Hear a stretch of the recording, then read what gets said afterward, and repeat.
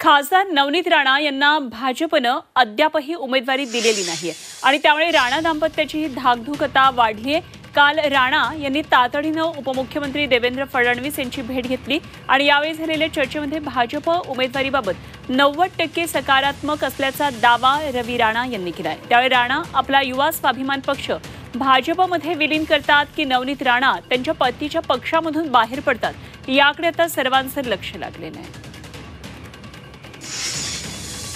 काही चर्चा राहिली आहे, मॅक्झिमम 90% चर्चा झालेली आहे। लवकरच मला वाटते 4-5 दिवसामध्ये एक मोठा निर्णय होईल।